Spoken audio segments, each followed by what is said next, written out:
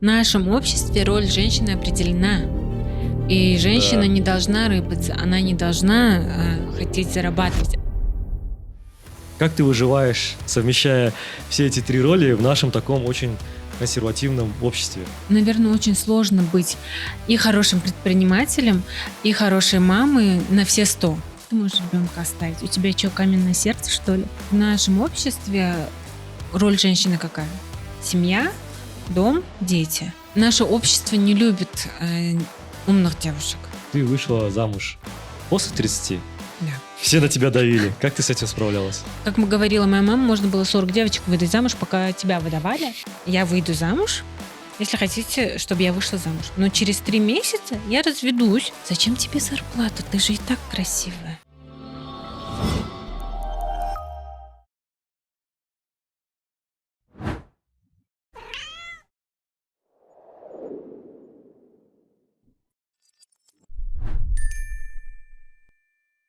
Всем привет, дорогие друзья! Сегодня у нас очередной подкаст, и сегодня в гостях у меня моя дорогая подруга, зовут ее Шахзода Усманова. Шахзода, добро пожаловать, спасибо, что ты сегодня здесь. Сегодня мы поговорим на такую очень животрепещущую тему для нашего узбекского общества. Я ее коротко так назвал: «Семья, бизнес и личные амбиции в традиционном обществе». Вот. Я думаю, что многие девушки, их родители и их парни или мужья, которые посмотрят этот подкаст, они точно для себя найдут что-то интересное, пищу для размышления. Вот. Ну а мы сегодня с Шахзодой все вот эти животрепещущие темы в нашем сообществе будем обсуждать, о том, как совмещать вот эти вот все роли, потому что я знаю, что это очень сложно. Коротко про Шахзоду. Шахзода у нас, она моя однокурсница, ну как однокурсница, мы в одном институте учились, ты была на год младше, по образованию экономист, делала магистратуру в Абу-Даби. В Дубае. В Дубае. Делала магистратуру в Дубае, и потом, после этого вернулась сюда, в Узбекистан, делала карьеру в крупной строительной компании международной, довольно успешно сделала свою карьеру. Во время своей карьеры приняла решение заниматься своим бизнесом. Вот. Сейчас успешно занимается известным бизнесом, о котором мы сейчас поговорим тоже попозже. Вот. И недавно... относительно она стала мамой, с чем я тебя еще раз поздравляю. Спасибо. Вот. Давай, в общем, поговорим. Первый вопрос, который у меня будет к тебе, это жена, мама и предприниматель. Да, вот ты совмещаешь вот эти три роли. Как ты выживаешь, совмещая все эти три роли в нашем таком очень консервативном обществе? Как говорится, спойлер, не выживаю. Ну ты хорошо выглядишь, почему ты не выживаешь? Спасибо. Ну, на самом деле, я относительно недавно мама. Моей малышке скоро будет всего лишь 11 месяцев, даже не год. И, наверное, хорошо, что мы с тобой записываем этот подкаст уже после того, как я стала мамой, потому что я абсолютно поменяла свое мнение насчет женского бизнеса, насчет того, что, насчет вообще роли жены и мамы только после рождения ребенка. Потому что до рождения ребенка, наверное, у меня, как и у всех, было, что там, ребенок, что сложно, что ли?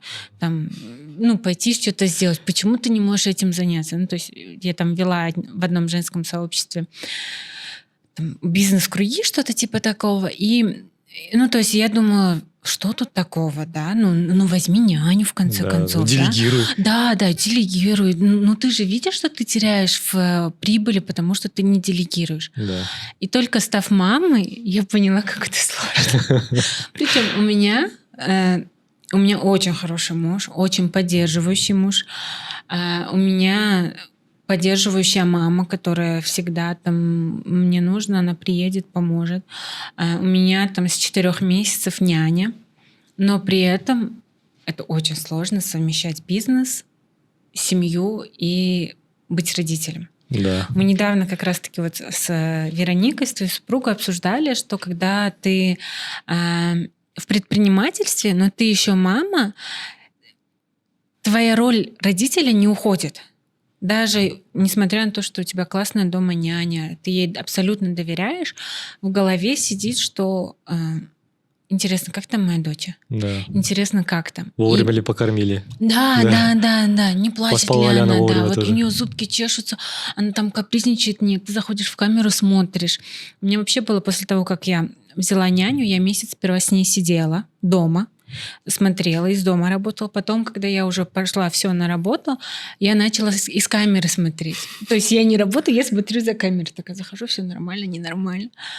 И я поняла, что после того, как я родила, что роль, наверное, матери для предпринимателя, она становится главнее. Очень сложно в бизнесе забыть про то, что... Ну вот, как бы сейчас же есть такое понятие, типа, разъединяя работу, личное, Да. дом. И для женщины это гораздо сложнее, чем для мужчины. Согласен. Потому что у женщины все равно в голове это остается. И это...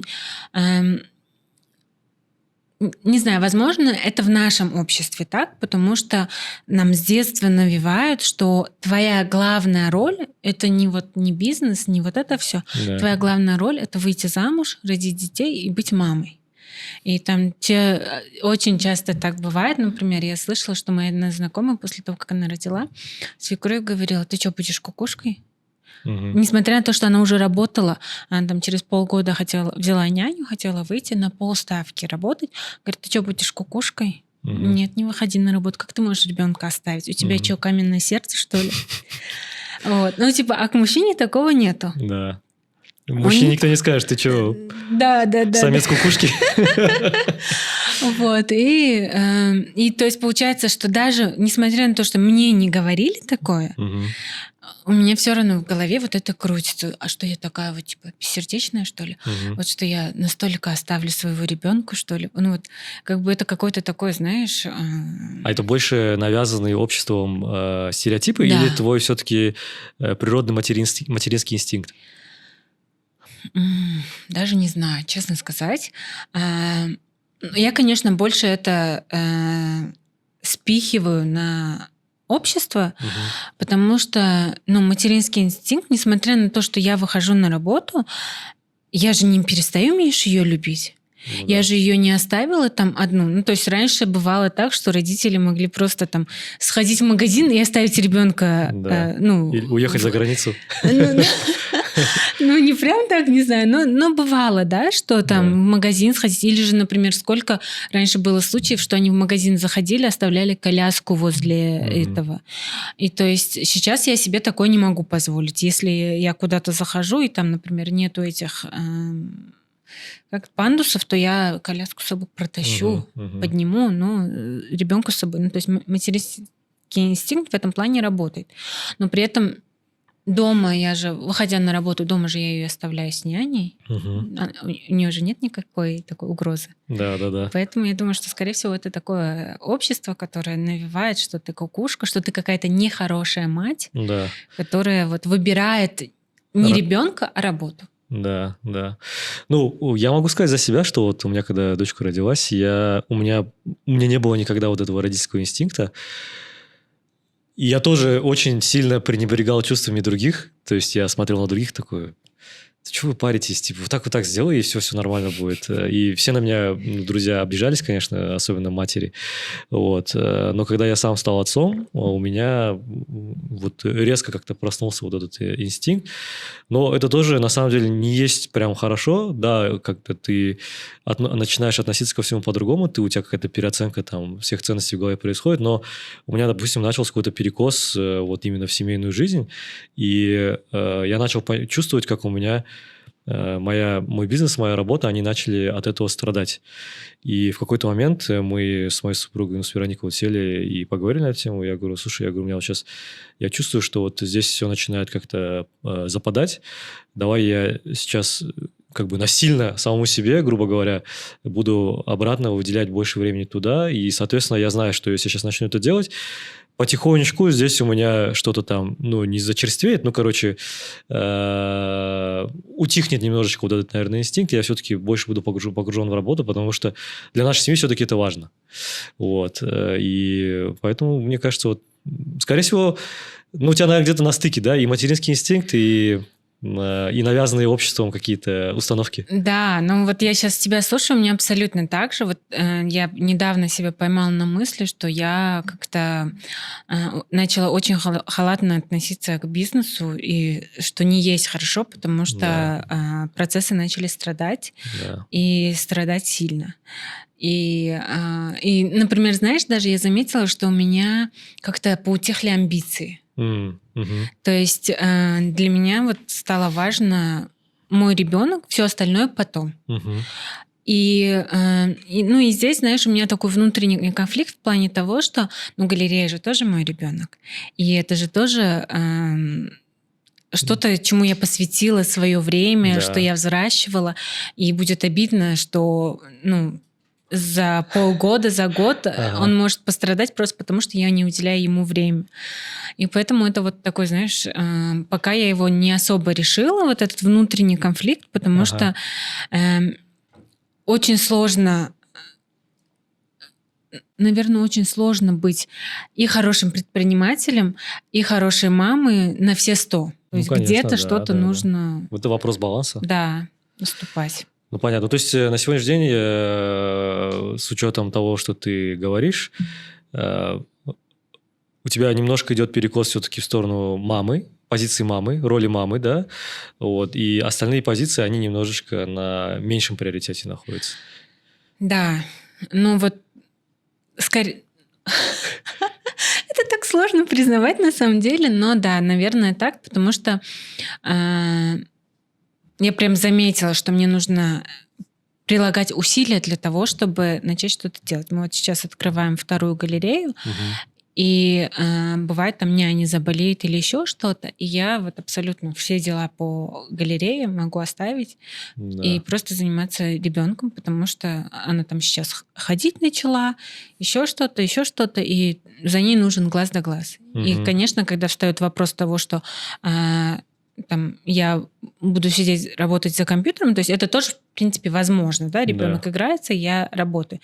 Но при этом ребенок может играться, там, упасть, и если я это не досмотрю, то потом я буду себя больше есть, чем то, что там в галерее что-то случилось. Друзья, по статистике наш подкаст смотрит много людей без подписки. Если вы среди них, самое время нажать на паузу и нажать на кнопку «Подписаться». Для вас это всего лишь 1 секунда и 1 клик. Для нас это огромная поддержка. И также большая просьба ставить лайки, писать комментарии, задавать вопросы, потому что каждое ваше такое действие, оно мотивирует нас и помогает нам продвигать видео и создавать для вас еще больше уникального, интересного, образовательного контента. Всем спасибо, всем приятного просмотра. А вот галерея, твой бизнес... Ты его ведешь, ты как-то сталкивалась с какими-то стереотипными тоже восприятиями людей о том, откуда у тебя этот бизнес взялся? Вот. Кто тебе его открыл? Сама ты открыла, муж открыл, родители открыли, что-то там. Вот. Есть ли какие-то вот эти... Вообще, как ты чувствуешь? Нет ли у тебя чувства, что в Узбекистане есть какое-то стереотипное отношение к женскому бизнесу? Какой-то бизнес должен быть, во-первых, да, ниши бизнеса, во-вторых, откуда этот бизнес взялся? Ну, я думаю, есть, потому что я сама бывает такая, типа, интересно, кто у нее папик? То есть, да, несмотря на то, что в моем окружении очень много людей, кто делает бизнес, но бывает такой прям, ты такая думаешь, интересно, кто ей помогает? Насчет себя, честно, не знаю. Возможно, такие слухи есть, но я никогда их, мне, по крайней мере, в лицо их не говорили, или там никто до меня... так не доносилось вот так вот? Нет, пока еще нет. Возможно, после этого подкаста, типа, такие, ты знаешь, все таки были. Нет, но у меня вообще в целом галерея — это такое продолжение семейного бизнеса. Вообще, как я стала предпринимателем, я очень долгое время не могла в себе признать предпринимательскую сторону. Я всегда считала, что я буду работать там в государстве, в корпорации, я буду делать карьеру, я не буду как мама. Но гены взяли свое. Да.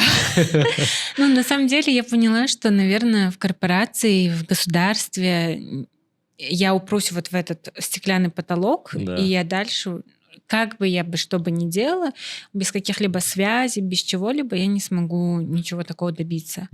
И поэтому я решила, что когда я стала руководителем отдела, я решила, что это мой максимум, который, можно там своими силами дойти, и дальше уже пора уходить в свой бизнес. Сколько лет ты, получается, карьеру делала? 3 года. 3 года. Ровно 3 года, да. 3 года. Да, вот когда ты вернулась, чуть погодя, ты... Да, я в 16-м в сентябре начала работать и ушла в 19-м тоже там в сентябре, что-то такое. Но при этом ты же, когда работала, у тебя были попытки собственного бизнеса? Да.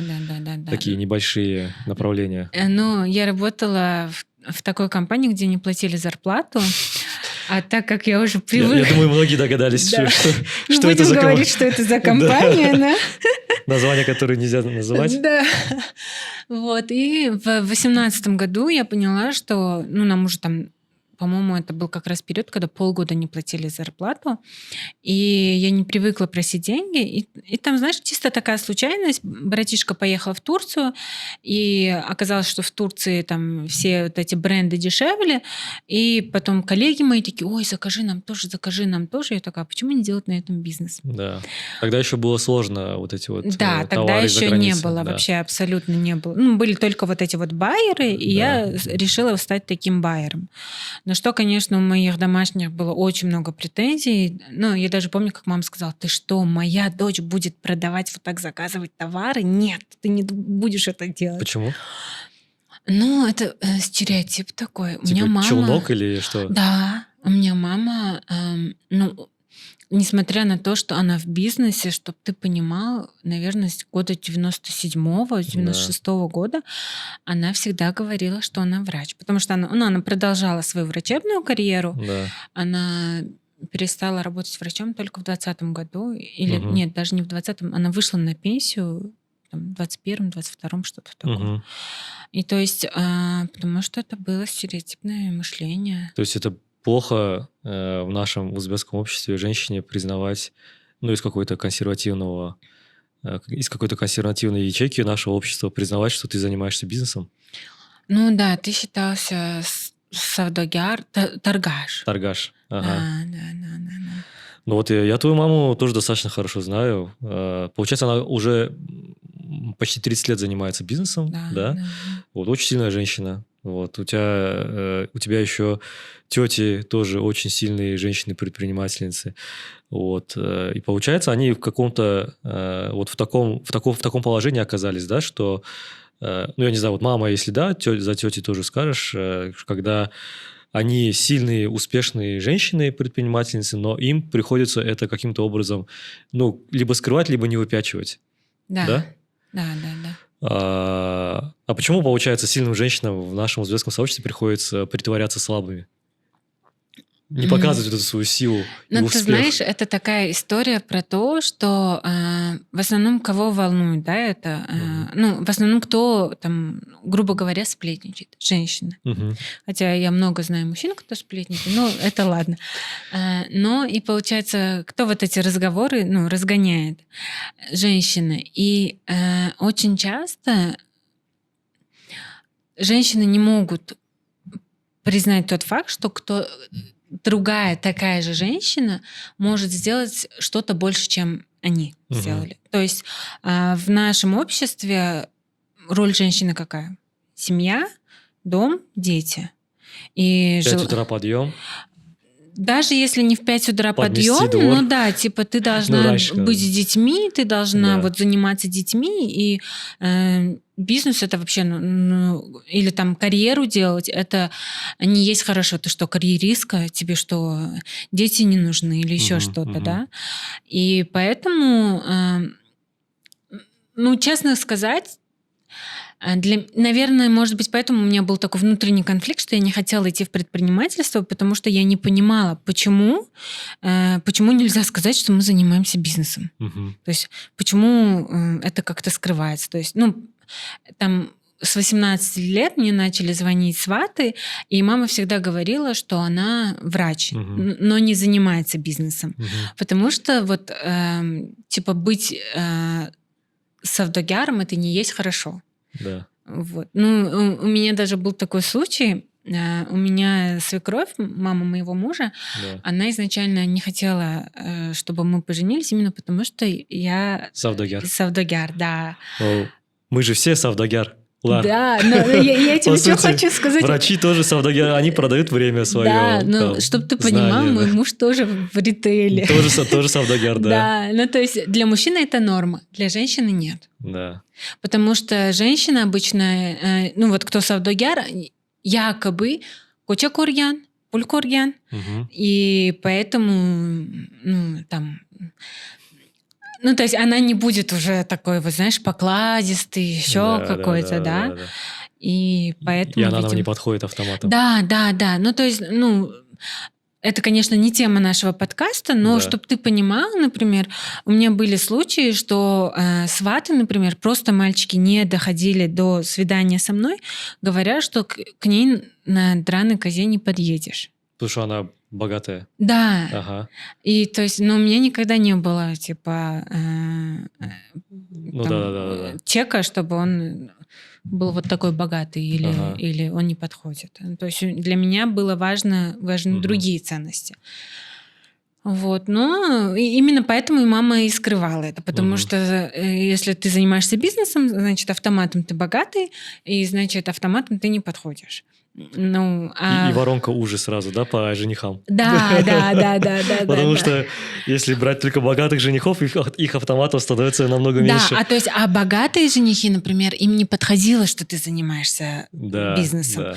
То есть это то, ну, со всех сторон в узбекском менталитете бизнес считался, ну вот с советских времен, типа ты спекулянт, Да. ты барыга, и вот это вот все такое, знаешь, не подходит, и поэтому, ну, я не знаю, конечно, как другие женщины, но учитывая, что мы не так много слышали про женщин-предпринимателей, Мгм. то я думаю, что они тоже Да. говорят, что они врачи или кто-то еще.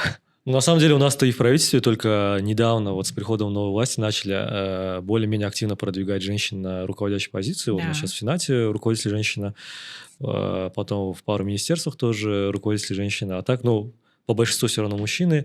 И это тоже на самом деле такое движение больше, наверное, политическое, чтобы и общество наше немножечко развивалось, вот, и потому что в международном обществе там тоже принято, чтобы женщин, ну, какой-то баланс Ну, я соблюдался. сегодня как раз в новостях видела, и прям как будто меня удивило, что министр обороны Латвии женщина. Мгм. Интересно. Да. Военная, да? То есть это Да, прям то есть сугубо министр мужская. обороны. Да. И я такая, думаю. Вот. Ну, интересно. Ну, получается, что твой муж, он не бедный. Нет. Да, ладно, это шутка. Ну, смотри, то есть я правильно понимаю, что в нашем узбекском обществе люди не хотят, значит, принимать в семью девушку, которая там, я не знаю, сильная карьеристка, либо там предприниматель, по одной, наверное, ну, первой и самой главной причине, это она будет неудобная, с ней будет невозможно договориться, она не будет исполнять наши прихоти. 100%. Потому что, знаешь, чаще всего у нас видят, что невестка — это Рабыня. домашний персонал. Так. И чаще всего, ну, то есть, беря в дом невестку, от нее есть ожидания. Ты как минимум будешь убираться, там, готовить и так далее, да. И вот, например, у меня есть няня, она работает 5 дней в неделю. Она Мгм. приезжает ко мне 1,5 часа дороги. Она помогает мужу, у нее 2 взрослых детей. Но Мгм. при этом каждую субботу-воскресенье она едет в область к родителям своего мужа, чтобы убираться там. Несмотря на то, что у них дома там 6 семей, и там Мгм. есть кому убираться, но все равно едет. А ты ездишь убираться к своей свекрови? Нет. Нет? Нет. Ну, у И нас как вы был вопрос договорились этого. об этом? Ну, я мужу сказала, что вот тебе номера домашнего персонала. Клининг-сервиса? Да, если хочешь, я буду платить за это. Если хочешь, ты сам плати, но я не буду убираться. Ну, потому что я дома не убираюсь. Я у себя дома не убиралась. И поэтому ждать от меня того, что я буду убираться, ну, немножко странно. Плюс мы не живем с ними. И то есть, ну, я работаю 5 дней в неделю, чтобы я приезжала там в субботу еще у них убиралась. Мне дома у самой нужно убраться. И, ну, то есть, извините. Ну, вот я такая. И, наверное, поэтому и не хотят... Ну да, они были правы, что они не хотели.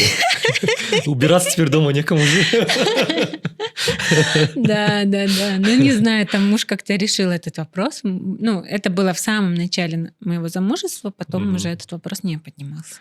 Ну, круто. Азиз, передаю привет. В общем, можешь мне рассказать, давай вернемся немножко назад в тему бизнеса.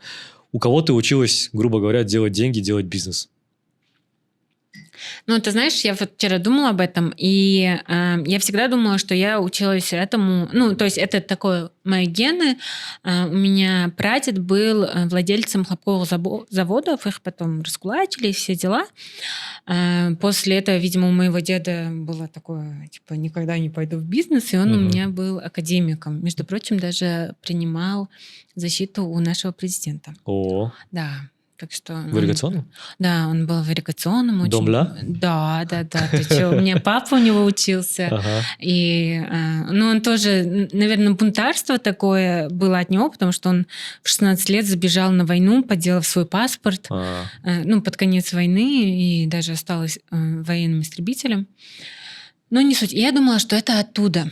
Но потом вчера я почему-то вспомнила историю. У меня бабушка, она, несмотря на то, что работала на заводе, она всегда была модельером. К ней приходили шить одежду женщины. И причем, ну вот в Махале там было несколько таких, но вот мою бабушку любили, потому что она шила лучше всего.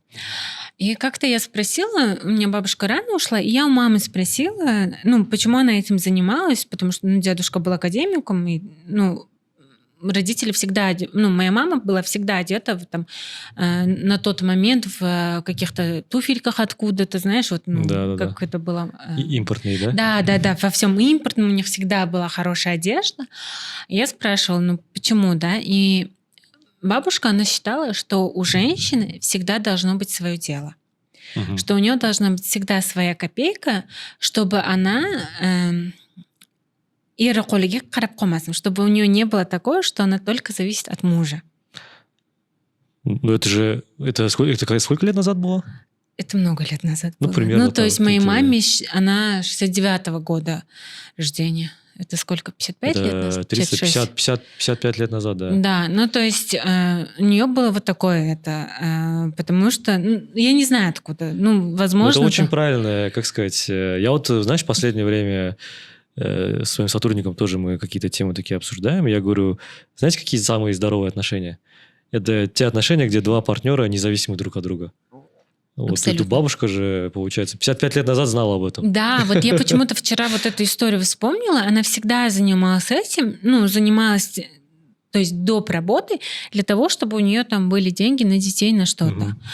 И мама тоже, мама очень любила свою карьеру врачебную. И иногда она вот до сих пор жалеет, что она ушла в бизнес, вот, что ей нужно было заниматься этим. Но при этом... У нас бизнесом папа начал заниматься, он там съездил в Польшу, как тогда это было в 90-х модно. Но у папы это все-таки мужчина, и как-то вот не сложилось, да, вот с вот этим. А у мамы это, знаешь, прям поперло.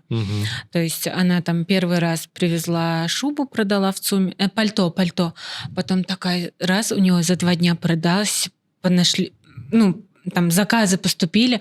Она, несмотря на то, что она работает, она взяла отпуск на 2 дня, слетала в Китай, привезла 10 штук, продала. И вот, так пошло. Да, у нее так пошло.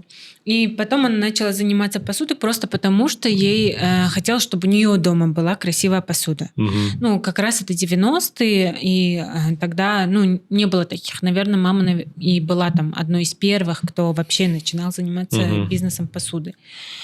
И, видимо, у меня тоже где-то в генах, вот там на подсознательном уровне было заложено, что, ну, женщина должна чем-то заниматься, и, ну, поэтому я решила, что я буду сперва там работать где-то, Мгм. что-то на больших должностях, а потом, что я буду заниматься бизнесом, потому что это очень важно женщине Мгм. Ну, быть понятно. финансово независимой. И даже сейчас вот в замужестве, несмотря на то, что там муж мне, ну, грубо говоря, там не зарплату платит, но он каждую неделю там отправляет мне деньги, там, особенно если я в салон какой-то пойду или с девочками на обед, он мне Мгм. обязательно деньги отправит. Что, кстати, сильно меня расслабило в плане, Да? да, в плане зарабатывания денег. Но при этом мне на душе самой спокойно, когда у меня на карте есть там свои собственные деньги, которые, ну, что мне не нужно там позвонить. Адаса, отправь мне, Да. пожалуйста. Вот. Хотя многие так живут, и для многих это норма, но вот для меня нет. Ну да. И возвращаясь, наверное, тому, у кого я училась у своей мамы. Своей мамы. Ну, у мамы, у бабушки, наверное, это просто я видела. Ну, она, когда мне было 7, ее не стало. Мгм. Вот, но это скорее моя мама, которая, она всегда работала. Мгм. Всегда. Я не помню дня, когда она отдыхала. Она вот недавно только съездила в Европу на 2 недели, где она, ну, вообще не занималась работой. Мгм. А так, А куда так бы... до этого всегда даже ездила, все равно уже по работе ездила? Да. То есть это всегда было, куда бы мы ни ездили, это всегда была там либо выставка, потом мы неделю едем отдыхать. И это всегда была история про работу плюс отпуск. Мгм. А вот это в первый раз, что она поехала без каких-либо... Это маме сколько лет сейчас? Ну вот, 50, 60, 56. 56, 56 недавно, 56 лет, да. 56 лет. И то есть, это и у братишки также. Я, например, не могу без дела сидеть. И у Мгм. меня вот и в декрете, наверное, поэтому и получился какой-то внутренний конфликт, потому что у меня было ощущение, что я сижу без дела, бездельничаю, хотя я смотрю за ребенком. Да. Вот этот внутренний достигатор, он не дает расслабиться. Да. Чувство беспокойства И даже постоянное. если честно, я в какой-то момент поняла, что я начинаю вгонять себя в депрессию, Да, потому да, что да, это да. было такое вот, типа, день прошел, а что ты сделала? Да. И, ну, никто не считает. И здесь я, наверное, больше даже думаю со стороны мужской, потому что, ну, никто не считает, что растить ребенка это тоже труд, это Да, тоже да, работа. Да. Вот. И я такая, ну и чё, что посидела с ребенком, мне же было несложно. Я ничего такого Ну, это сегодня не чисто сделала. предпринимательский характер. Тут даже, я считаю, нет такого мужское и женское. Вот есть типа у людей предпринимательский характер и не предпринимательский. Это вот конкретно постоянно себя кушать, внутри съедать, вот что ты сделал полезного, а что ты за сегодняшний день достиг, там, а куда ты вообще приблизился к своим целям, не приблизился. Да. Если ничего не сделал, да ты вообще бесполезный там кусок мяса. Да, 100%. Вот здесь вот, и ты, наверное, прав, что есть предпринимательское мышление, и оно Да. может быть, знаешь, не только когда человек сам владелец бизнеса, но и в бизнесе тоже. Да, И, ну, к сожалению, не у всех так. да, согласен. Все, как ты хочешь. И карта тоже. Получи первым. Моникс. Живи в удовольствии. Ну хорошо, вот раз уж мы начали говорить про ваш, ну как получается, твоя мама стала твоим примером, да, по которому ты как личность тоже, как предприниматель росла, вот семейный бизнес, вот у вас бизнес семейный.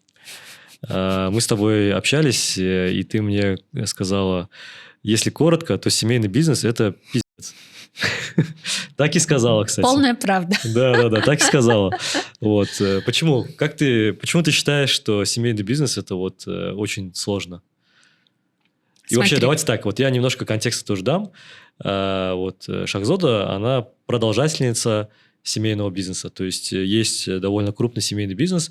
Да, здесь тоже пару слов добавлю. Вот я в свое время, когда там, не помню, там лет, по-моему, 7-8 назад, когда ремонт в квартире делал, собирался покупать там мебель, посуду, я с удивлением, хотя я знал, что, ну, чем они занимаются, но вот я узнал, что куда ни пойдешь, везде мебель и посуда в основном, ну, на тот момент была ваша. Во всех магазинах, каких-то там шоурумах. Вот. Это сейчас, да, там понаехало много уже игроков из-за границы, но на тот момент вы чуть ли там не монополистами были. Вот. Хорошие были времена. Хорошие были времена, да. То есть крупный семейный бизнес, он как-то там по-своему развивался, и ты в какой-то момент принимаешь решение, значит, начать и продолжать его развивать, но уже со своим каким-то видением, со своим подходом. Вот. И получается, как так получилось? Как у тебя хватило смелости, наверное, эту роль на себя забрать, вот, стать продолжателем бизнеса, и почему это, как ты сказала, пиздец? Ну, знаешь, я в бизнесе помогала еще, наверное, лет с 13-14. То есть там вся переписка с... Контрагентами? Да, с контрагентами, с иностранными предприятиями была на мне, потому что там я знала язык, там мама не знала его. Плюс как-то мама пришла ко мне и сказала: попробуй написать люминарку, может быть, они нам дадут дистрибьюторство. И то есть там... Я даже не помню, в 11-12 году, то есть я написала им, это мне было 20 лет, да, то есть и логистику всю с Европы вела я, потому что я там знала контрагентов, я знала все вот эти, но при этом у меня внутри было: нет, я просто помогаю маме, я тут ни при чем, это все мама. И чтобы ты понимал, до моего прихода, до 19 года, вот весь этот бизнес, он был буквально там, на 3-4 людях. Это мама, я считаю, половинка, братишка половинка, он по складу помогал, а папа и там 2 грузчика на складе. Там никакой автоматизации. Да. У мамы все в голове. Вот здесь. Никакого там BI, не, абсолютно аналитики. 0. Да. Просто, чтобы ты понимал, это были те времена, когда там мама привезет просто кружку, и она просто разлеталась. Хорошие времена. Да. Вот. И, то есть, никакой автоматизации, ничего. Не знаешь, сколько зарабатываешь, не знаешь вообще, стоит ли этим заниматься или нет. И когда я пришла в бизнес, почему это был пиздец? Потому что было очень сложно объяснить, для чего нужна автоматизация, для чего нужно брать людей, для чего нужны завсклады. То есть все это время, я пришла в 2019 году, там прям основательно начала этим заниматься. То есть, получается, если примерно 20 лет мама этим занималась, вот так вот. Да. И все было прекрасно. Все было на пальцах и на бумажке. Там, то есть это был не то чтобы бизнес на коленках, это был не маленький бизнес. Да. Действительно, это были большие обороты. Там в 90-е годы привозилось по 30 контейнеров в год. Да. Это очень много. И то есть это все было на коленках, и не понималось, это же все работает, зачем это нужно. Да. И когда я пришла с идеей, мы уже на тот момент работали 5 лет с хоум-маркетом, да, можно говорить? Да. С хоум-маркетом. И все было, такая, знаешь, зона комфорта, все очень удобно, все всех устраивает. Я пришла с идеей, что там как раз открылась Синьорита, я им говорю: нам нужно открывать магазин. Шахзода, что ты лезешь со своими идеями, то автоматизация, то у тебя это, то и так все нормально без тебя. Да, все хорошо работает, не лезь. Да. И, значит, ладно, думаю. Я потихоньку начинала там со своей стороны что-то делать, но при этом категорически было нет, потому что, и так, ко мне на драной козе не подъедешь, а мамина главная идея — это выдать меня замуж, а не вот это вот все. Ей вообще не нужно было, чтобы я бизнесом занималась. Ей нужно было, чтобы я замуж вышла, и все, больше ничего не надо.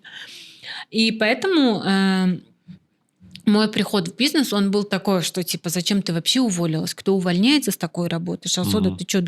Престижная работа. Да, должность. Столько ты зарабатываешь, ты что, дура, что ли? Мне откровенно мои родственники говорили, что я дура, что я ушла с работы, потому что нормальные люди не уходят. То есть нормальные люди работают, бизнес же так и так идет. Вначале же они были против, что ты на работу шла? Наверное, нет, на работу нет. То есть работа это окей, да, работа окей, что это нет. В моей семье такого не было, что кто-то против того, чтобы учиться. У нас всегда должна учиться, должна работать, потому что у женщины должны быть свои деньги. Но при этом мама не хотела, чтобы было ощущение того, что я все могу. То есть, опять-таки, пулькурьян. И поэтому там мужчина сильно может успешная, неудобная. Да. Поэтому там меня, может быть, не захотят, да? Как-то взять в жены. И поэтому мама была категорически против. Я в итоге в 21 году решаю, что хорошо, ты не хочешь, чтобы мы открывали с тобой вместе магазин, тогда я буду искать в аренду сама. И, в общем, я начала искать, я даже нашла место там на C1, все, идеальное место, там как раз магазин электроники рядом. И как назло, когда... я же сама работала, у меня были накопленные средства. Я когда шла идти уже договариваться с риэлтором насчет аренды, там забрали китайцы, под какую-то традиционную медицину. И я так расстроилась, наехала на маму, вот, это из-за тебя мы нормальные места упускаем, так прямо, знаешь, от души. И я сидела на парковке нашего сейчас уже магазина и думала, вот было классно, если бы это был вот здесь был наш магазин. Потом уже плюс, наверное, когда человек хочет, как говорится, все вокруг помогает. Там было так, что у наших партнеров были какие-то, я уже не помню, какие-то проблемы, и они сказали, мы, возможно, будем закрываться, и то есть весь товар мог вернуться. Потому что они закрываются, и а продавать там со склада такой возможности нету. И в этот момент я поняла, что вот оно, где нужно ловить маму. Я говорю, мама, если они сейчас закроются, ты откуда все это будешь продавать? Нам срочно нужен магазин. Давай, говорю, нужно искать.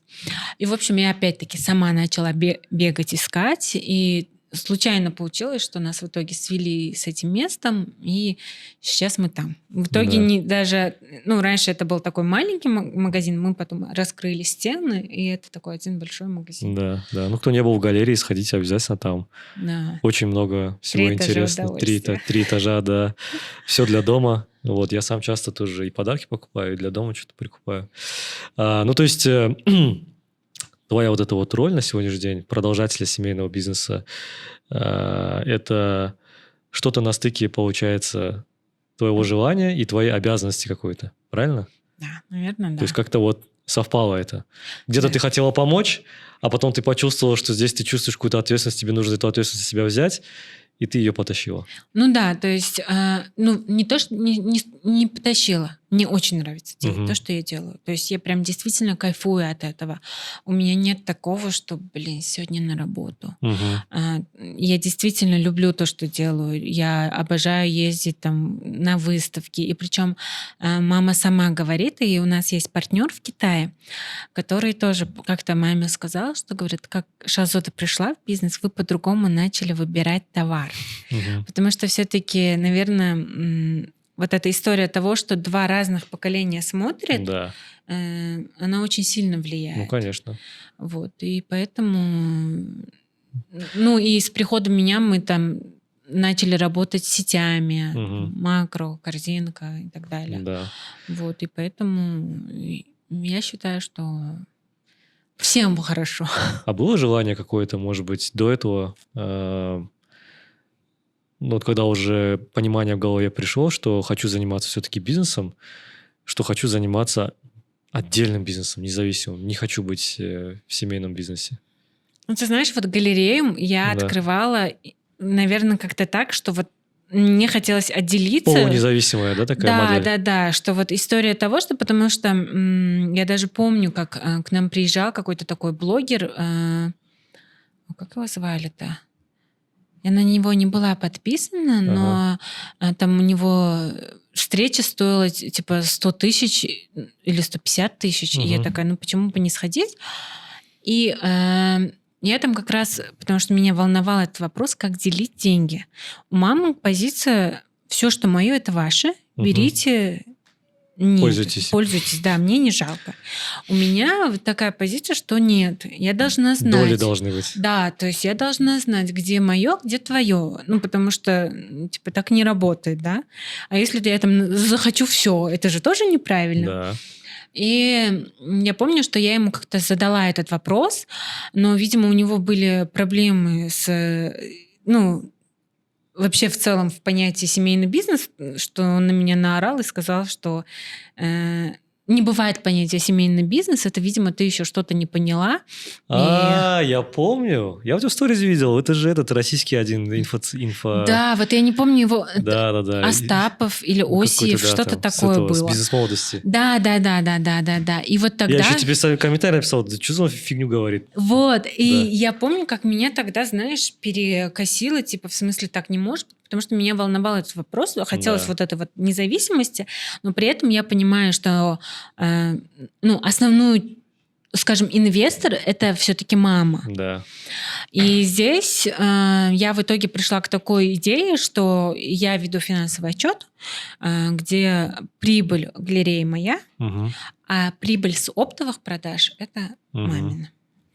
Ну, надо было этому великому бизнесмену привести в пример, как минимум, там, холдинг Louis Vuitton, Майот, Hennessy. Там это чисто семейный бизнес. Ну, чтобы ты понимал, Одна из самых успешных компаний в мире. 90% корейских компаний — это семейный Да, бизнес. кстати, Samsung. все Чеболи, это все семейный бизнес тоже. Да. Ну, как они поднимались, конечно, другой вопрос. Ну, Да, вот. ну, я Просто к у них- тому, что да, я пришла, а потом погуглила и думаю, да иди ты нафиг. Да.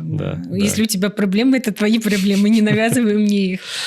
Такие, что ты больше всего ненавидишь в семейном бизнесе? Почему это, как ты выражалась, плохо? Сложно? Потому что, смотри, я девочка с традиционного общества, Да. где маме всегда говорят «да».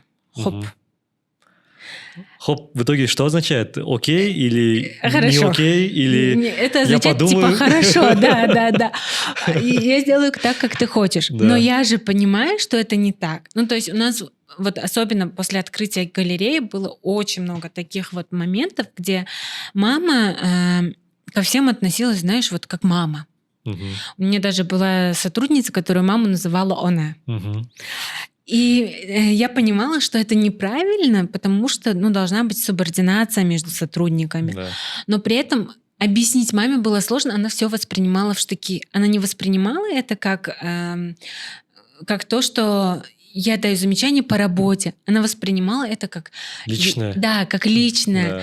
И я не могла ей объяснить, что мама, несмотря на то, что вот сейчас я тебе делаю замечание, что вот, не нужно общаться с ними вот так вот близко. Ну, из-за да? этого, получается, даже процессы сложно выстраивать, потому что Да, все да. процессы, во-первых, замкнуты до этого были на ней, соответственно, все через нее, а если ты начинаешь что-то убирать или что-то поправлять, она начинает воспринимать как личное. Да, Потому именно что так дочка, и было. Да, потому что, то есть, например, мы делаем автоматизацию, и она может там в день, когда нету завсклада, что-то кому-то отдать. Мгм. Я говорю, мам, так не делать, он должен знать, хотя бы напиши ему или еще что-то. Она воспринимает как лично, хотя, это просто дело... Да. Ну, это как она привыкла работать и как ты привыкла работать. Да. И поэтому сложно в плане того, что даже если бы это были, например, отношения сестра-сестра, Мгм. или же там, что-то такое на одной плоскости, Да. то, возможно, было бы легче. А здесь из-за того, что она мама, мне было очень сложно. Я знаю, что, например, в Тошкен Гуляра была тоже похожая проблема, потому Да, что у них тоже когда семейный бизнес. Мухрим вошел в бизнес, там казалось, что что-то делают не так. И так же было у моих, что что ты лезь, вот опять. То есть, когда я начала делать обзоры, мама такая, господи, она опять свои эти обзоры снимает. Я говорю, мама, когда ты начнешь их снимать, говорю, у нас, знаешь, как попрут клиенты. Она не верит. Ага. Вот. И на многие вещи, то есть она до сих пор там считает, что наш маркетинг — это ерунда полная. Пустая трата денег, да? Да, пустая. Опять ваши фотосессии там. Да. Или мы делаем, там, зовем блогеров. Опять блогеры, что они вам сделают? Ага. То есть вот в этом плане объяснить очень сложно. Мгм. Но уже вот галерея 3 года исполнилась, уже сейчас гораздо легче стало, потому что она увидела результат. Да. И сейчас, например, она во многих процессах не лезет так, как раньше, и не воспринимает все в штыки, потому что она видит, что да, где-то есть правда. И, возможно, мой авторитет в ее глазах тоже поднялся, и она уже не считает меня там своей дочкой. Ну все, дочка заслужила доверие и уважение. А уже видит как руководителя. Скорее всего, я так думаю, Ну, что круто. это такая работа с двух сторон. Самый неприятный случай в работе с родными в бизнесе? Один. Блин, даже, знаешь... Или мы заденем чувства? Нет, чьи-то? я даже, если честно... Ну, кстати, есть... У нас же, как ты понял, мы занимаемся мебелью, посудой. Ну, то есть раньше наша семья, семья тети и семья еще другой тети плюс-минус занимались все мебелью и так далее. И там был такой момент, что, получается, она не моя тетя, она моя двоюродная сестра, мамина племянница. Она, кстати, владелица арки, обеих арок. Да. Ага. Вот. Она взяла эксклюзив одной мебельной фабрики, с которыми, ну, по идее, начинали там работать моя тетя и моя мама. И в тот момент наши, конечно, очень сильно разозлились, потому что, получается, теперь, когда покупали эту мебель, то мы платили еще комиссию ей. Да. И типа, что это такое? Это же сестра, никаких семейных уз, это же твои тети, как ты так можешь, да? А сейчас я думаю, что она правильно сделала. Ну, в плане того, что если бы не она взяла эту... Кто-то другой взял Да, бы. кто-то другой бы взял. А так деньги хотя бы в нашу семью идут. Да, пусть не лично в карман, но... Через подарки зайдет ты на мероприятие. Да. Ну, то есть это в нашу семью. И то же самое, например, когда мы взяли эксклюзив у Люминарка, правда, потом они решили разбавить его, но это другая история. Ну, в общем, когда мы тоже взяли, тоже был такой, типа, Как так? чуть-чуть это, да. Но в целом, наверное, знаешь, если считать там, например, между мной и мамой, я, наверное, не могу так вспомнить какой-то такой сильный. Ну, я помню, вот знаешь, вот одну историю такую, но это здесь больше не из-за мамы, а вот та сотрудница, которая обращалась к моей маме, она... Я не знаю, возможно, это был какой-то мой внутренний конфликт или ее. В общем, она к моей маме все равно, она один раз она запорола, и я на нее наехала. И в ходе разборок она мне повторяет, знаешь, я уважаю вашу маму, я уважаю вашу маму. И у меня просто вылетает изо рта, ну ты мою маму уважаешь, а меня что ли нет? Угу. И она отвечает нет. Угу. Зато честно. Да, но при этом зарплату плачу ей я. Ага. Все вот эти делаю я, но при этом маму она уважает, меня нет. Как ты так можешь работать? И то есть и в этот момент я поняла, что здесь у нас не было разделено с мамой четких границ, Зона ответственности. где где ее подчинение и где мое. И вот после этого я объяснила маме, что мам, вот знаешь, вот так-то, так-то, и сейчас это не работает, потому что люди в тебе видят авторитет, меня не видят авторитетом. И поэтому вот эти процессы здесь страдают. Угу. Конечно, она сперва восприняла в штыки, но потом уже... Поняла. Да, поняла, да. Ну, хорошо. Давай двинемся дальше. Ну вот... Следующий блок, который я назвал «Почему девушкам сложнее». Вот есть давление на наших девушек, особенно с узбекских семей, это выйти замуж как можно раньше. Ты сама несколько раз об этом тоже говорила, на тебя тоже было это давление. Вот. Как ты справлялась с этим давлением? Потому что ты вышла замуж после 30. Да. Вот. И твои соседи, друзья...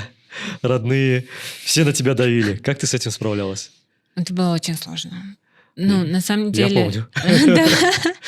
На самом деле, я, наверное, избежала в Дубае, в австралийский университет, просто потому что у нас же, по идее, мы в Губке научились, у нас, по идее, была уже магистратура, мне магистратура не нужна была. Но я сбежала туда, потому что было слишком много этого давления, и я надеялась... Перекантоваться. Да, что хотя бы там никто не будет мне каждые 2 дня. Я сейчас увидела нашу мусорку, так приятно. А, вот так? Да, это наша. И, в общем... Мусорная урна, их тоже, оказывается. Да, скорее всего, либо в галерее, либо в хоум-маркете брали. Вот, и... Ой, я сбилась. Вот, и значит, я сбежала Дубай, чтобы учиться. И то там была история, что я училась на бюджете, мне диплом не давали, и я просто вот в какой меня приняли, в тот универ и поехала. И по приезду было сложнее, потому что, как говорила моя мама, можно было 40 девочек выдать замуж, пока тебя выдавали. А у меня же, то есть, свое какое-то видение. Ага. И плюс, на самом деле, там, я занимаюсь бизнесом, и я все по-другому вижу. То есть Да. для меня недостаточно того, что ты мне подарил цветы, и все классно, я растаяла. Мне нужно увидеть, что в тебе есть потенциал, за что, Да. для чего мне вообще выходить за тебя замуж. Да, да? есть ли стержень, есть ли потенциал вообще? Да. Да. Ну, то есть это очень важно. И, наверное, знаешь, именно потому что я занималась бизнесом, у меня были такие ценности. Ну, то есть такие мерки. Потому что, вот я смотрю, у девочек не у всех есть такое. Мгм. И одна из причин, как я и говорила, мы не открывали галерею не только потому, что мама боялась, но и у меня у самой было. Но Да. самое интересное, что когда я приняла этот факт в себе, муж тоже как будто бы... Мы с мужем вообще познакомились 8 лет Давно, назад, да, до того, как поженились.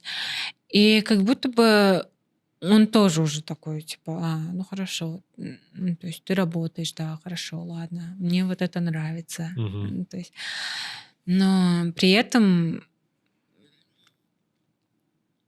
как сказать, наше общество не любит умных девушек. Да. Ну как, не то чтобы умных, когда видят какую-то успешную девушку, сразу начинаются какие-то слухи, да? Да. Вот даже когда, наверное, ты карьеру делала в компании, ты не из бедной семьи, вот, у тебя хороший достаток, у тебя получается делать карьеру, и, наверное, автоматом были какие-то слухи. Наверное, да. По крайней мере, знаешь, мне... У нас же страна слухов. Все Да. через слухи. Честно говоря, я сейчас поняла, что, наверное, до меня как-то не доходили эти слухи, потому Ага. что я их, не слышала. Ага. Хотя нет, потом через мужа мне передали какие-то слухи, но да, при этом то, что я училась за рубежом, это было уже что-то, то есть я одна из первых вообще в нашей семье, которая училась за рубежом, и тоже это был таким, типа... Чем она там занималась? Да. То есть если это даже выходит от своих родственников, то почему это не выйдет От соседей? от соседей и от других людей? И я понимала, что априори мне те люди не подходят. То есть люди, которые так мыслят, не подходят. Да. Вот. Конечно, было сложно. Было сложно, потому что в какой-то момент, когда, знаешь, тебе 100 раз говорят, что вот это не белый, а черный цвет, ты в какой-то 101 раз думаешь... Сомневаться начинаешь. Да, возможно, действительно что-то во мне не так, Да. может, я дурак. Да. Правильно же говорят, человека 30 раз бараном назови, на 31 он там забегает. Да. И... Помнишь, я тебе, кстати, когда ты в 16 году сюда вернулась, я тебе говорил, я, конечно, оказался неправ, слава богу, но я тогда тебе говорил, что, скорее всего, с твоим мышлением и учитывая, в каком ты обществе находишься, ты здесь не найдешь себе мужа. Да, и, честно говоря, если честно, я уже думала, что действительно это так, потому что, опять-таки, очень сложно было... Воронка слишком узкая. Да, но, слава богу, появился мой муж. А здесь как-то, он, тот ходил, который... Он идеально попал в это мышление, потому что он действительно принимает меня такой, какая я есть, и иногда, конечно, мне кажется, что я чуть-чуть перегибаю палку, но ничего страшного, мы ему об этом не скажем. Вот, то есть он принимает меня такой, какая есть, он... Как сказать? То есть его не волнуют вот эти вот вопросы того, что, возможно, где-то там он больше зарабатывает или я, да, то есть у нас нету такого. И даже, знаешь, что мне очень нравится в нем, у нас дома нет работы. То есть несмотря на то, что мы сотрудничаем с хоум-маркетом, дома вы не обсуждаете работу? Нет, он не приходит, и нету вот этого, что мы как-то я ему что-то говорю, какие-то свои претензии. Деньги когда заплатите? Да. Дебиторку когда закроете? У нас нету такого. И Ага. вот это идеальный вот этот баланс того, Ага. что мы абсолютно друг друга Ну, понимаем. понятно. Слушай, а вот, ну, раз уж ты через это прошла, может, какой-то такой маленький совет, вот как... Потому что, ну, многие девушки реально в нашем обществе, они находятся вот, ну, разрываются, да, вот между вот этими традициями, какими-то консервативными устоями и своими личными амбициями. Вот как девушкам в нашем консервативном обществе не потеряться в итоге между, значит, не потерять себя и при этом не потерять... Ну, вернее, как девушкам правильно осуществить выбор между какими-то своими личными амбициями, да, и тебя не потерять себя при этом. Я тебя поняла, но, знаешь, мне кажется, здесь в этом плане нужно разговаривать. Мгм. Разговаривать там с мужем, и разговаривать не после замужества, Да. а желательно до.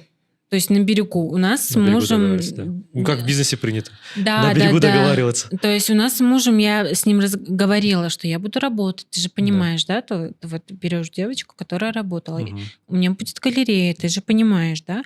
И здесь, наверное, тоже очень важно, потому что очень часто девочки такие, ничего, потом.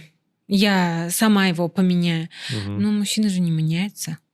Никто не меняется, взрослые люди не меняются. Да, Причем да, тут да. мужчины? Ну, то есть, мужчине, если женщину еще можно как-то, знаешь, где она в итоге и теряет себя, то Ну, мужчину... сломать можно. Да, сломать можно, то мужчину так не сломаешь ты.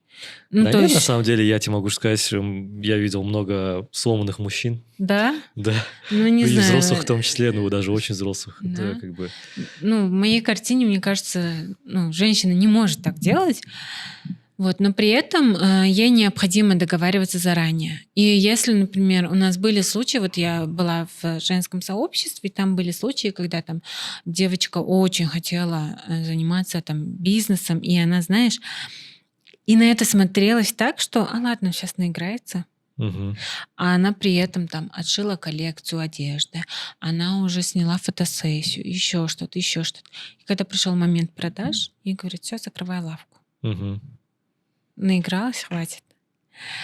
И здесь, наверное, опять-таки про то, что, Ну, в общем, нужно разговаривать, да. Кстати, это большая проблема в нашем обществе, что люди любят все замалчивать. да, Это же да, даже на уровне вот как бы всей страны. да. Да, вот в кулуарах окей, там посплетничать, не знаю, там поругать кого-то, да, всеми нехорошими словами. Но вот face-to-face обычно... Это же в нашем культурном каком-то гене, наверное, сидит здесь, да? И то, причем что- это, знаешь, это не распространяется только на узбеков. Да, это Это все, я про всех, да, распространяется кто здесь живет, на в всех, Узбекистане, да. У нас нету того, что ты разговариваешь. Да. Ну, именно поэтому, кстати, и иностранцам здесь делать бизнес сложно очень, потому что вот я часто привожу этот пример, когда началась война на Украине с Россией, ко мне начали приезжать большое количество крупных российских застройщиков. Вот, они приезжали все ко мне, советовались про рынок недвижимости, что и как сюда зайти. Вот мы такие крупные, мы хотим там надолго зайти. И 100% из 100 все сталкивались с одной и той же проблемой. Они говорят, у вас, говорит, короче, все на все соглашаются, но никто ничего не делает. И Хоп. ты вроде бы, да, хоп. Ну, вот это хоп, как вот один мой друг узбек, он тоже говорит, у нашего хоп 10 значений есть. Типа, хоп, хорошо, я сделаю, хоп, хорошо, я не буду делать, хоп, иди ты короче, там куда-то подальше. Ну, в общем, вот это хоп, непонятно, да, и они говорили, вот, вроде бы, ты как бы со всеми о чем-то договариваешься, но тебе все говорят, хоп, никто ничего не делает, а когда ты у них спрашиваешь, они тебе в лицо тоже ничего не говорят. Но потом зато я знаю, что до меня там доносится, либо я там напрямую с ними разговариваю, что да, они им напрямую ничего не сказали, но другим людям зато говорят, да, они такие-сяки, короче, я с ними работать не буду, потому что вот такие причины. Вот получается, это вот все наше вот такое общество в нашей стране, которое вот так вот, и это в том числе влияет и на семьи, и на те проблемы, которые есть в И узбекских причем семьях. это еще усугубляется тем, что в нашем обществе роль женщины определена. И женщина Да. не должна рыпаться, она не должна хотеть зарабатывать, она не должна... Все, что она должна, и Рожать детей. Да, рожать детей и хотеть заниматься ими, и не хотеть это делегировать, не хотеть самореализовываться. Да. Ну, вот это самая большая проблема, я считаю, общества, потому что здесь, скажем так, нереализованные люди не хотят, чтобы другие реализовывались. Мгм. Вот это можно в тизер, кстати, сразу. Роль женщины определена. Она должна сидеть дома, рожать детей. Да. Прямо с этого можно и начать. Окей. И в итоге вот тоже, ну смотри, мне кажется, возможно, потому что у тебя мама, там, родители предприниматели, да, с ними у тебя удалось как-то договориться. Но я знаю такие примеры семей, где практически, ну, скорее всего, вообще невозможно договориться со своими родителями ни о чем.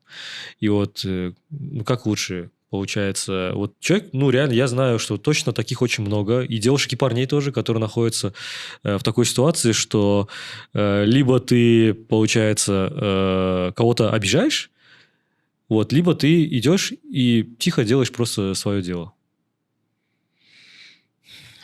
Смотри, ну вот там, возвращаясь к теме замужества, да, как Да. меня могли заставить выйти замуж. Угу. Но при этом я говорила, хорошо, я выйду замуж, если хотите, чтобы я вышла замуж. Но через 3 месяца я разведусь, потому что вот это, вот это, вот это. Угу. И то есть, ну, мне кажется, опять-таки, это тема разговоров. Да, вот мотайте на ус, пожалуйста. Да, то есть... Да, я выйду замуж, но через 3 месяца я Да, разведусь. и, например, у меня, я помню отчетливо, когда было на работе, вот в строительной компании, у нас был проект, где мы там сотрудничали с корейцами. Но дело было в том, что до этого этот проект был заключен, потом часть работ передали вот этой компании, и там был один момент, который не определен. И я просекла его, и корейцы хотели передать его нам, но по факту этого в контракте нету, и по идее это их часть тогда, потому что обусловлено было все, что не обсуждено, значит, это часть корейцев. Угу. И тут, получается, я подхожу к своему руководителю, говорю, слушайте, вот так-то, так-то, по идее, они это должны делать. Ну, это ну, то есть он же все делает, как узбечили. Он говорит, Шахзода, не волнуйся, мы все это обсудили. То есть там ко мне относились просто как к красивой девочке, никто меня не воспринимал всерьез. Угу. И я такая думаю, ну ок. Потом подхожу к нашему юристу, говорю, слушайте, ну вот здесь вот ну, явно это неправильно. Он говорит, а ты знаешь, как сделать? Говорит, ты напиши ему официальным письмом по почте. И скажи, типа, вот так-то, так-то, если вы говорите ок, закрыть на это глаза, то я, типа, закрываю. Я пишу это, и тут через полчаса он зовет юриста и говорит, слушай, она мне вот так написала, ты думаешь, нужно рассмотреть? Короче, итог, я сэкономила для компании, бодаясь с юристом из Англии, чуть ли не $3 миллиона. Угу. И это к тому, что этот человек, он вообще не воспринимал, ну то есть это обсудилось где-то, но не записалось в договоре, по идее, типа это не наше, да, и он не воспринимал меня как... Ну, твое мнение, в общем, Да, не хотел ты считаться с просто твоим мнением, красивая потому что ты девушка, работаешь. да. Как один раз я пришла к нему, говорю, я хочу повышение зарплаты. Я считаю, что я типа делаю больше для компании. Зачем тебе зарплата? Ты же и так красивая. Я думаю, действительно, мне она не нужна. Но что, поддерживать красоту? Да. Красота стоит денег? Да, и поэтому... Ну, не знаю, я считаю, что это необходимо обсуждать, это необходимо разговаривать об этом, и необходимо объяснять, почему так должно быть, почему это важно, почему нет. И если действительно ты не можешь договориться со своими родителями, ты не можешь там что-то сделать, сказать, что будет потом. Потому что в итоге сейчас, как показывает практика, очень много людей, которые там, разводятся через 10 лет брака. Да. Разводится с 5 детьми, там, потому что женщина недовольна тем, как она живет. Да. А он не хочет, чтобы она самореализовывалась. И на фоне этого распадаются семьи. Ну а кому это надо? Ну да, у нас сейчас статистика разводов. Мне вот один знакомый из ЗАГСа говорил, что я, говорит, только целыми днями разводами занимаюсь. Говорит. Да, Очень сильно выросла статистика разводов. Ну, это тоже, как сказать, этап развитие современного общества, на Да, самом деле, я скорее думаю. всего, да. Хорошо, ну, последний такой вопрос этого блока. Это вот девушкам в бизнесе, ну, и в карьере, и в бизнесе, им в Узбекистане все-таки сложнее или легче? Твое Но объективно-субъективное если мнение. смотреть, знаешь, в плане... Я думаю, что во всем мире сложнее, потому что вот тот мем, когда показывают, что мужчина просто идет с рюкзаком, Мгм. а женщина идет с ребенком, со стиралкой, с плитой и так далее, это абсолютная правда. Мы на этой финишной стоим не Не на ровно, равных, не на да, равных, да. да. То есть у мужчины все-таки есть фора. И плюс еще, конечно, сложнее. Я тебе только что рассказала пример, что здесь Да. девушек рассматривают Как просто Ну, как субъективно очень, да. так. красивый фон. Ну, то есть, Да. например, у меня недавно был случай, я пишу человеку там из банка по рабочему моменту, через полчаса он мне пишет, он не ответил сперва, а потом, подумав, видимо, посмотрев мои фотографии в Телеграме, пишет: а вы так много путешествуете? А вы это путешествуете по работе или по личному делам? Он решил проверить так. Да, и то есть... Ты проказник. И то есть я говорю мужу, и он в шоке, он типа: а почему он так написал, да? Ага. Хотя, я ему никаких поводов не давала. И я Да. уверена, что мужчине так никто не напишет. Мгм. То есть пусть у него будет хоть 100 фотографий за рубежом, Мгм. ему никто Почему ты так уверена, что мужчин никто не напишет? Да 100%. Тебе писали? А у вас так много фотографий? Вы путешествуете или вы по работе? Тебе писали? Давай так. Нет, мне не писали. Вот, спроси у жены, ей писали или нет. Я уверена, что ей писали. Ну, может, я недостаточно красив. Не, Может быть, есть... неправда. Ростислав, тебе писали? То есть к женщинам всегда более субъективный подход. Ага. И, например, даже, хорошо, другой случай. Я сейчас хочу сотрудничать с одной крупной сетевой компанией, и там мужчина. Еще сложность в том, что я, например, не могу так хорошо выражать свои мысли на узбекском языке, потому что в силу того, что я училась там в русской, в английских университетах, а он плохо говорит на русском, но причем понимает. Ну, а мне, когда говорят на узбекском, мне хочется ответить на узбекском. Мгм. И, в общем, мы говорим, обсуждаем. И в конце он мне задает вопрос. Говорит: Шахзода, мне нужно спросить, это очень важный вопрос. Скажите, вы сами принимаете решения в бизнесе или есть человек, который принимает их? Потому что я бы хотела общаться с человеком, который их Принимающим принимает. решение, да. И, конечно, если бы он общался, там, например, с менеджером мужчины, он не спросил бы этот вопрос. Ну, не факт. Нет, не Не спросил факт, бы, не я факт. уверена. Не, вот смотри, допустим, вот мы по работе тоже часто сталкиваемся, мы в сегменте B2B мы работаем с владельцами крупных каких-то объектов, да, и мои сотрудники, они мне сами расскажут, что они очень часто, когда общаются с какими-то лицами, представителями, они там всегда в основном мужчины. Женщин очень редко, практически не бывает. И они всегда задают им вопрос: вы лицо, принимающее решение, или нет? Если вы не лицо, принимающее решение, то кто лицо, принимающее решение, и как мы можем с ним выйти там на прямой контакт? То есть, это уже твое субъективное восприятие. Поняла, на самом может деле. быть, да, может быть, что я такая думаю, ты что, офигел, что ли, мне такие вопросы? Только потому, что я женщина? Да. То есть у меня возникает такой вопрос, типа, почему ты спросил этот вопрос? Мы с тобой так долго обсуждали, я тебе там давала объективные примеры того, что я в курсе дел. Почему ты задаешь этот вопрос? Потому что я женщина? То есть у меня был такой... Смотри, вот у меня, кстати, тоже бывает... мы со многими банками тоже сотрудничаем, да, там по бизнесу или там с какими-то компаниями. Вот я практически никогда не говорю, что я учредитель-директор. Я просто говорю, я директор. Вот. И когда мы знакомимся, мы общаемся, люди тоже, я чувствую, что они прощупывают, типа, ты директор, который принимает решения, или ты директор, который ты учредитель, у тебя есть либо право от учредителя, либо ты сам учредитель, ты принимаешь решения. Некоторые даже напрямую тоже переспрашивают, они говорят: а вы учредитель и директор? Или вы просто директор? Я говорю, я учредитель, директор. Тогда окей, давайте там все, хурмат. Давайте чай нальем. Да, может быть, здесь уже было такое мое субъективное, что, потому что, все равно, мне кажется,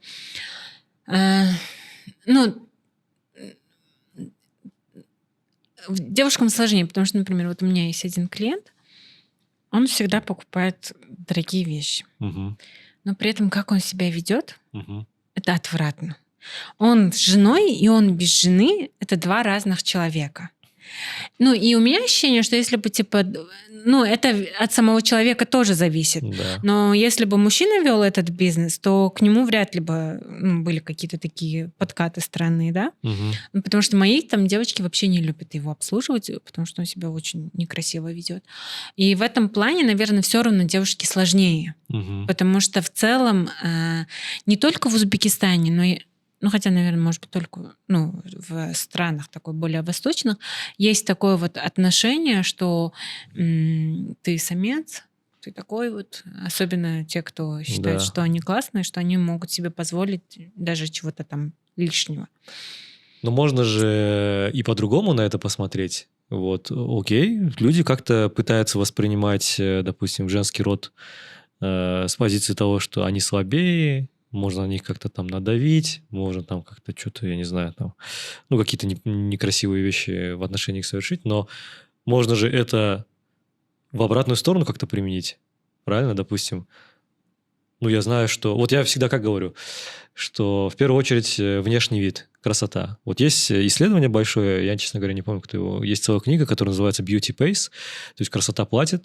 Ее написал один ученый, и он там прям выводит статистику, которую он много лет исследовал, да, собирал вот эти данные, где он показывает, что красивые люди, они зарабатывают больше, они более успешны в карьере, они более успешны в бизнесе. Вот. И если вот эту логику переложить как бы на мужчину и женщину, то женщина, ну вот как ты говоришь, типа там, ну да, она там красивая девушка, но это же можно как оружие тоже использовать для достижения... Можно, но все равно, когда это сексуализируется, то это неприятно. Угу.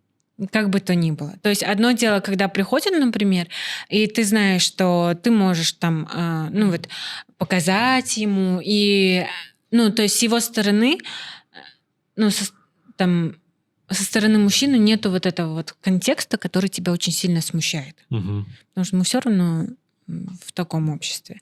Ну и, ну не знаю, возможно, это вот, ну это такой один клиент, который, Угу. он странный. Угу. Ну, понятно. Хорошо. Да, вот. Но в целом, знаешь, наверное, я считаю, что разница между женским и мужским бизнесом только в том, что мы как-то мягче. Вот, например, ты вчера сказал, что уволил Да. команду. Да. Чтобы ты понимал, я недавно не смогла сразу уволить сотрудника, которого поймала на воровстве, очень крупную сумму денег, просто потому что тот прослезился и сказал, что у него папа с мамой болеют. Честно, я бы руки отрубил бы. Да, Сразу. то есть, да. А здесь я такая, блин, бедный. Ну ладно, давай, я подожду, пока ты соберешь деньги и вернешь мне их. Да. И т.т. Ну, потом, знаешь, в итоге я там месяц прождала, и в итоге мне пришлось там... Ну, мы не вызывали полицию, но через его маму, которая побоялась, что сын сядет в тюрьму, мы забрали Да. эти деньги.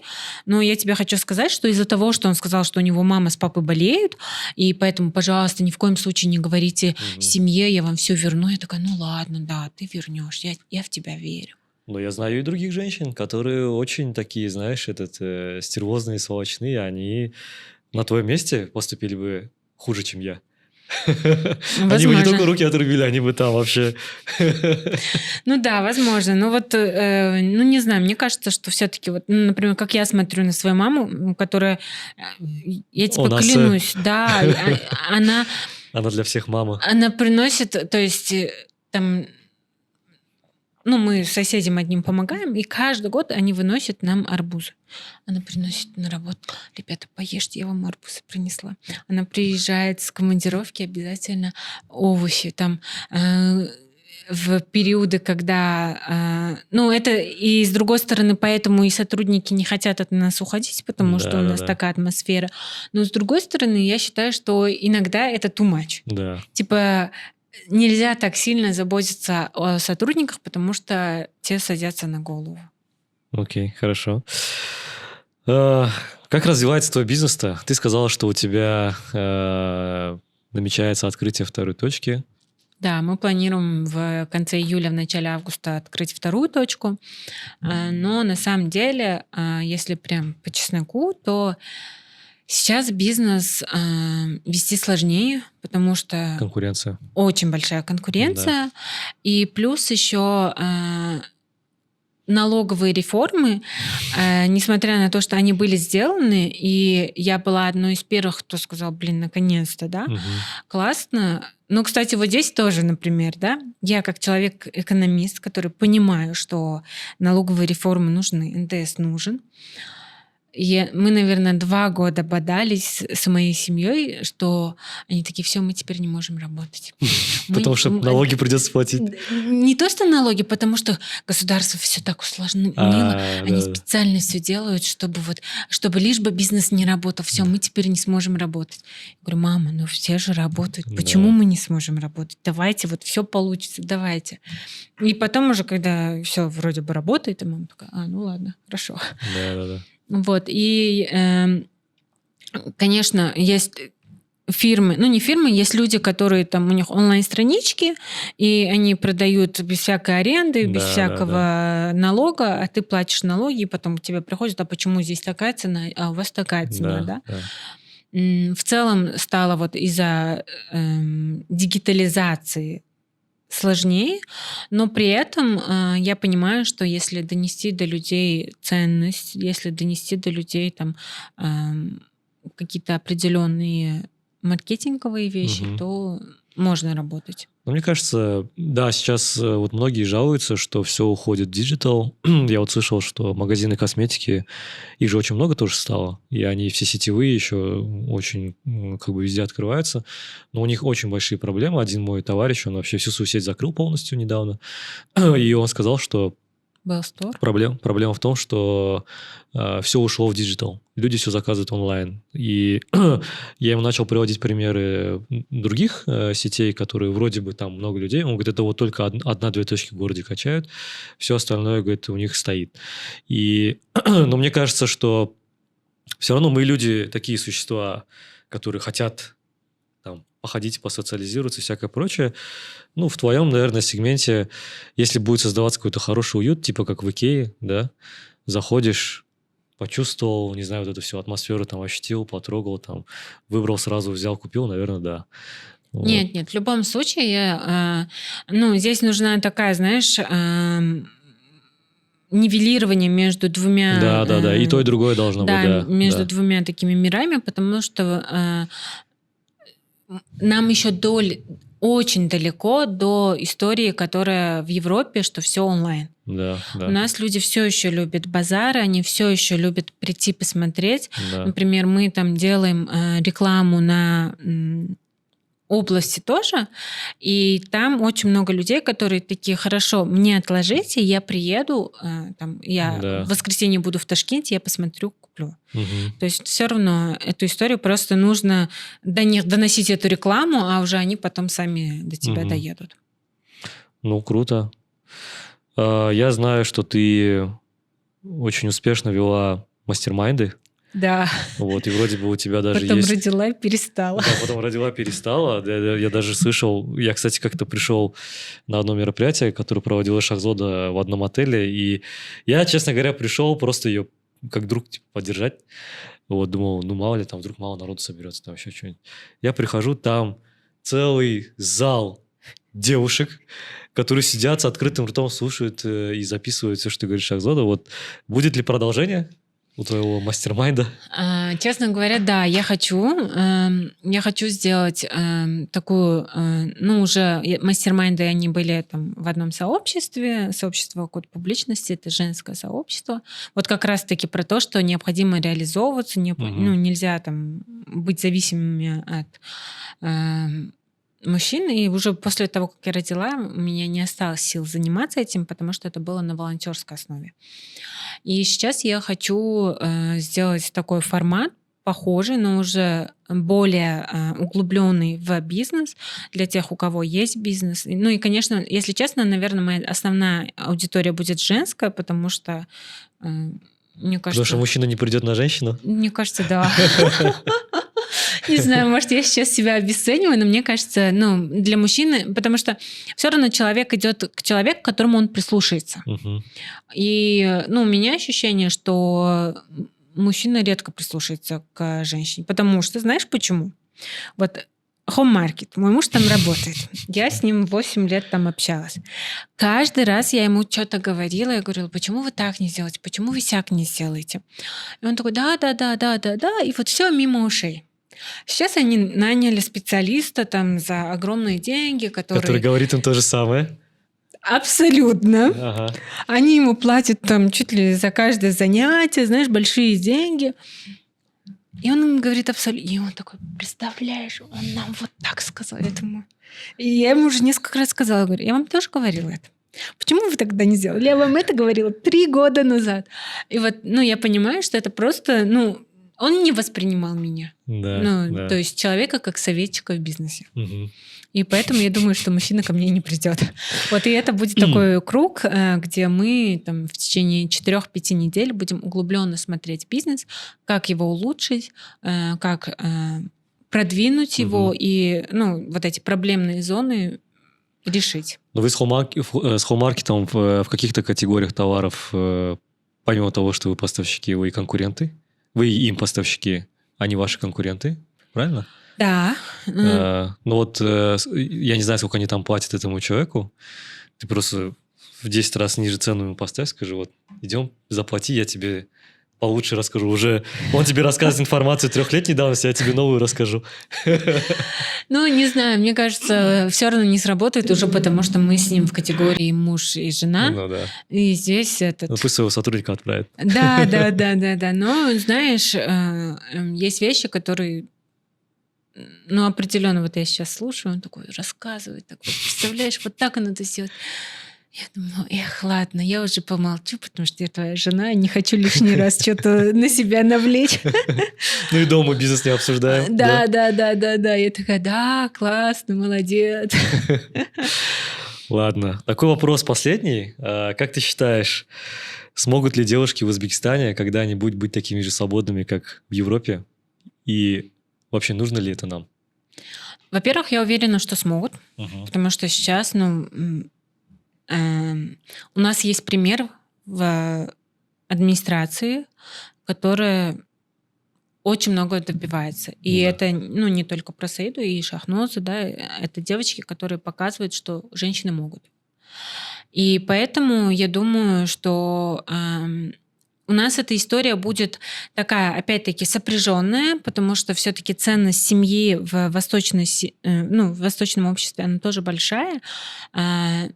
Мне кажется, это даже будет более красивая история, чем в Европе, потому что... Там беспредела живущего, да? Да. У нас будет эта история про то, что женщины могут показать, что они могут все. И у меня есть вот подруга, которая придумала такой термин «шелковая сила». Про то, что... Шелковая? Шелковая сила. Ага. Про то, что девушки... могут, это, кстати, термин придумала, скажу, автора этого некрасивого, Ширин Каримова, и она говорит, что восточные женщины умеют нивелировать между тем, чтобы быть женой, мамой, и при этом быть сильными. Потому что очень часто, как будто бы, ну вот когда говорят «сильная женщина», у тебя сразу перед глазами, что это женщина с остальными яйцами. Маргарет Тэтчер. Да. И что там у нее нету ни семьи, что вот чаще всего там в образе это какая-то такая холодная женщина, у которой нет семьи или еще чего-то. Но сейчас идет тенденция того, что появляются женщины, например, такие же, как я, как многие мои подруги, как твоя супруга Вероника, которые могут быть и предпринимателями, и там карьеристками и так далее, и при этом быть хорошими мамами и женами.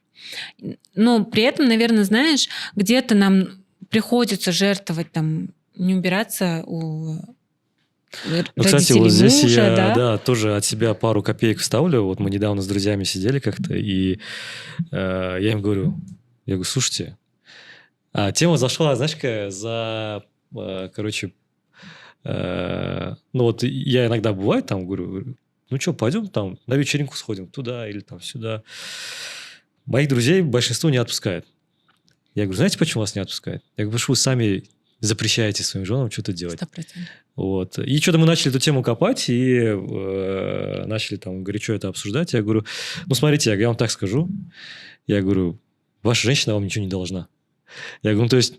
я говорю, вот у нас дома, я говорю, если мне моя жена, говорю, завтрак не приготовит, вещи не погладит, ничего страшного. Я говорю, я сам могу это сделать. Я говорю, я сам утром встану, себе завтрак приготовлю. Я говорю, я пойду все вещи сам постираю, сам поглажу. Я говорю, у меня от этого руки не отвалятся. Ну, там, конечно, там еще был брат моей жены, он начал там смеяться и говорит, ну, хорошо, тебя моя сестренка воспитала. Вот. Я говорю, ну, тут, ну, как бы мы посмеялись, да. Я говорю, но, я говорю, это как бы честно, вот, я говорю, это мое искреннее мнение того, что, ну, все должны быть какие-то независимые не только в плане денег, ну и каких-то вот тоже действий, каких-то бытовых, да, то есть, ну, мне, допустим, не хочется тоже, допустим, в какой-то мере зависеть там от жены и сидеть и вот ждать, а почему ты мне не сделаешь там вот это, ты же должна, я сам могу это сделать. Вот, я сам это быстрее, может быть, даже сделаю и пойду своими делами дальше заниматься. Вот, поэтому, да, вот есть какие-то вот такие моменты, которые, наверное, до сих пор наше общество не принимает, вот, отказывается понимать, но... Дело времени. Ну, смотри, да, вот я считаю, что, наверное, это дело времени, и, скорее всего, знаешь, это будет дело времени не 2-3 лет. Ну, конечно, да. Более долгого периода, потому что таких мужчин, как ты, скажем, очень мало. Ну, спасибо. Да, очень мало, потому что вот ты сейчас говоришь про глажку. Недавно есть один блогер, не знаю, слышал ты о ней или нет, есть Джумагуль блогер, и она всегда выставляет эпизоды с телевизионных шоу, где, вот знаешь, типа обсуждают, почему вы разводитесь. И там один говорит, она не гладит мои вещи. И она говорит, ну я пришла с работы, там т-т-т-т-т-т, я не успела погладить. У него было 5 других рубашек, но он захотел именно эту, из-за этого вот скандал. И вот вопрос, а в чем проблема, что ну, там, ты не можешь то одеть? И, скорее всего, их дети будут смотреть на это более лояльно, потому что в их семье было за счет глажки там проблемы, да? Ссоры, и они уже от своих жен и мужей не будут там чего-то такого требовать. Ну, конечно, может быть другая история, что наоборот, вот да. Как там свекрови очень часто делают, моя свекровь была плохая, и моя невестка должна понять, как это жить с плохой свекровью, да? Вот, ну, то есть это разное, но я все равно уверена, что, ну, то есть Москва не сразу строилась, да, и поэтому это все будет постепенно. Я думаю, что через 30 лет мы с тобой увидим общество, в котором мы будем гордиться нашими девочками, да, тому, какие они свободные, тому, что они могут выбирать, где учиться, как учиться и что делать. Ну, образование, мировоззрение, насмотренность, я думаю, да, вот этого пока не хватает, но всему есть свое время. Да, да. Ну и причем, знаешь, вот, например, я сейчас смотрю на свою няню, она вышла замуж в 19 лет, 19, точнее, уже родила. Жизнь не повидала, да? Да, в 19 уже родила, и она говорит, у меня всегда была мечта обучиться. Вот сейчас она студентка. Она в 36 лет учится на психолога, и при этом она своим детям, почему она и работает няней, потому что она хочет своим детям дать самое... Ну, все, что возможно, потому что она в свое время это не получила. Я думаю, что вот их поколение плюс поколение там, наших детей, оно уже будет менять наше общество. Главное, чтобы наши консерваторы смогли это принять и понять. Мягкой силой, я думаю, да. Все получится со временем. Хорошо, спасибо большое. Тебе спасибо, что я пригласил. Я думаю, мы очень хорошо пообщались. Вот. Я думаю, что наверняка хотя бы... Вот я всегда говорю, что если хотя бы один человек типа, пользу получит, это уже очень круто. Вот. Я надеюсь, что не один, а многие девушки, и не только девушки, я сказал, их родители, их мужья, парни, пожалуйста, мотайте на ус, меняйте свое мировоззрение, вот, потому что консерватизм – это не, наверное, залог успеха вот, и какого-то развития. Мы как общество должны все развиваться. Да, ну и плюс я думаю, что только сильный мужчина может себе позволить рядом сильную женщину. И если вы позволяете своей женщине быть сильной, значит, вы достаточно сильный человек. Момент для рилса. Да. Все, спасибо. Спасибо тебе. Ну что, граждане, подкаст прослушал? Ловите выжимку. Что точно стоит делать? Говорить с партнером о своей карьере до свадьбы. Учиться быть независимым с молодости. Не бояться менять роли после появления детей. Автоматизировать семейный бизнес, даже если старшие фыркают. Качать свою шелковую силу, мягко, но крепко. А чего избегать? Думать, что можно кого-то переделать. Принимать критику близко к сердцу. Забивать на маркетинг и новые инструменты. Жить по стереотипам и себя ограничивать. И, конечно, не впадать в крайности. С вами был Моникс Алексеевич. Жмите лапкой на подписаться и колокольчик.